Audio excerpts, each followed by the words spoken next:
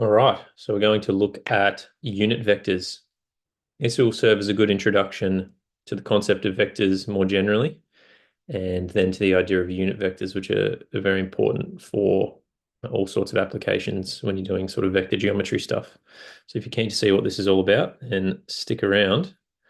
Let's begin from the top. Let's just recall that what a vector is. A vector is just a line in two or three-dimensional space that has a size, so it has a length, also known as a magnitude, and a direction. So it's pointing in some direction.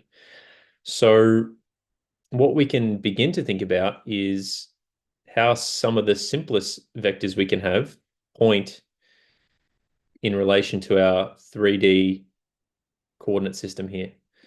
So one of the simplest unit vectors we can have is what we call vector I, and we use this little hat on top to show that it's a unit vector.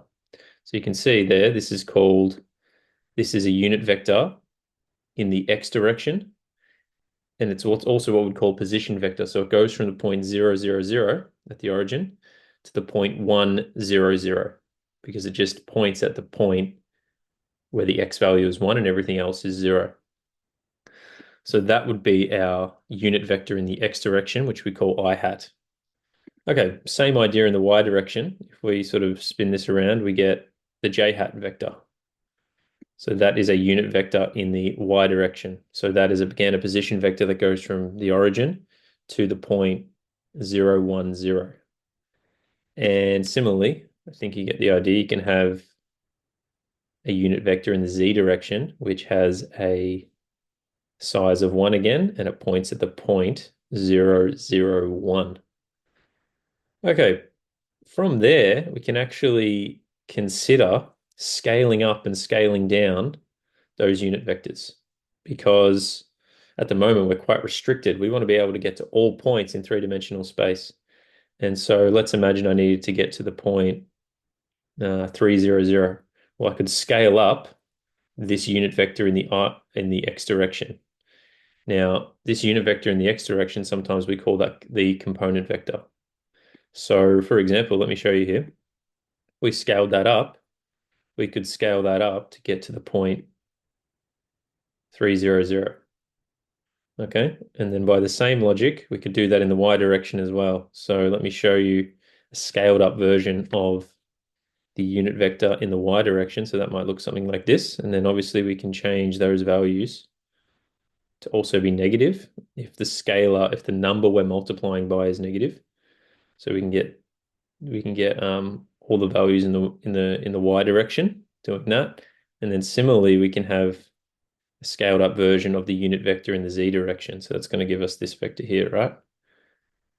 And so we end up being able to get all the values we're interested in the x direction, y direction, and z direction by scaling up those unit vectors. Now, what we might want is points that just aren't on the plane, right? We want a combination of them. So what we can do is we can start to add or subtract these vectors together, these pink vectors. So that might look something like this. And this blue vector, we're going to call this blue vector v.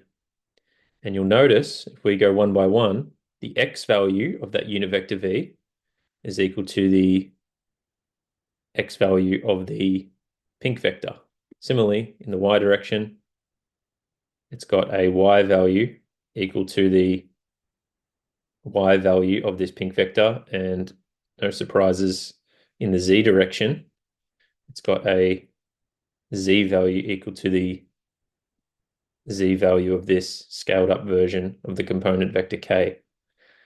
So what we can say about this vector, which we're going to call vector v, is that basically, if we look at this line here, it's some coefficient in the x direction, so some scaled up version of the component vector in the x direction, plus some scaled up version of the component vector in the y direction, plus, again, a scalar multiple of the component vector in the z direction. So we get this situation going on. And if we start to vary these values, we can see that that blue line is actually going to trace out any point we like.